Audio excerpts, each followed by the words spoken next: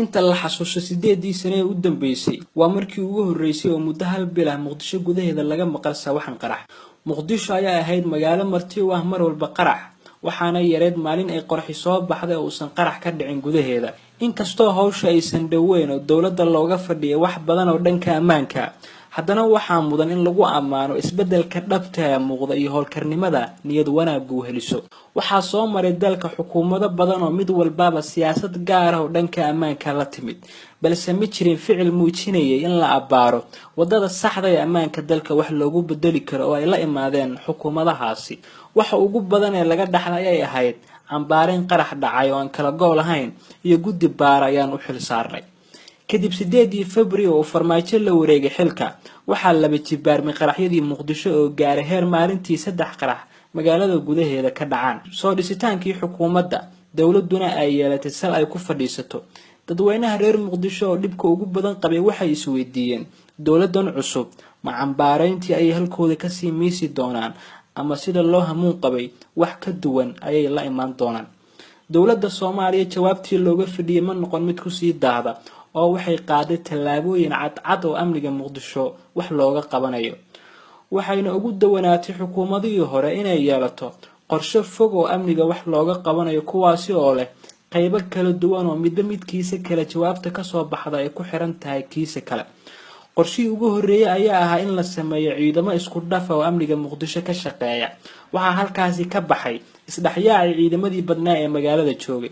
qorshihii labaad ayaa ah in dhammaan ciidamada militariga ee Muqdisho waxaan dhib ahayn ku haynin laga saaro dhammaantood iyagoo la tijiyay xariiq ka baxsan magaalada.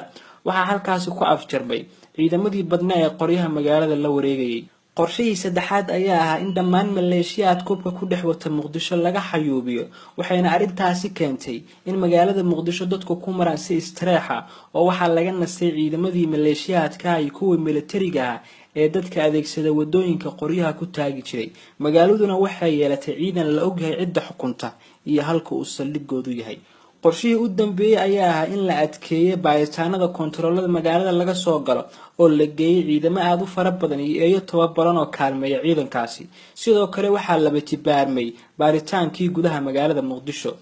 kadib tallaabooyinkaas isxigxigay oo mid walbaaba natiijadii laga dhaxlay caawinaysay tallaabada xigtay, ayaa waxaa sababtay in muddo bila la xakameeyo qaraxyadii Muqdisho oo markii hore ahaa sida webi daad furtay. ciidanka NISA oo ah kuwa hubaysan ayaa loo bedeli doonaa dhar cad ka dhex shaqeysa gudaha magaalada, waana tallaabada xigtay ee la doonayo in lagu sii adkeeyo ammaanka xogag badanna lagu helo kahor intaysan qaraxyada dhicin.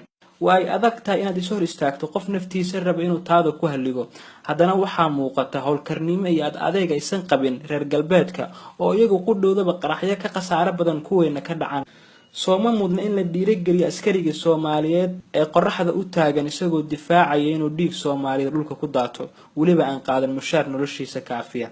inta lagu guda jiray bishan sida xogtan ku helay waxaa laga hortagay 3 qarax oo ka mid ahaa gaari weyn oo qarax siday, balse lagu dhexqeeyay agab kale oo lagu qabtay kontaroolka siinka dheer ee Muqdisho laga soo galo.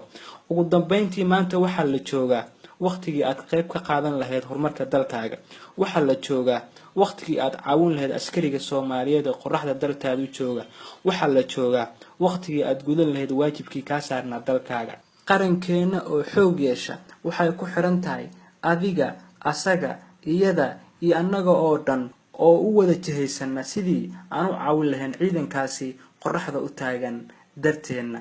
fadlan muwaadin meel walba caalamkaad ka joogto adigoo adeegsanaya akoonada idinkaga muuqda shaashada ku caawi ciidanka Soomaaliyeed in walba oo aad awoodo.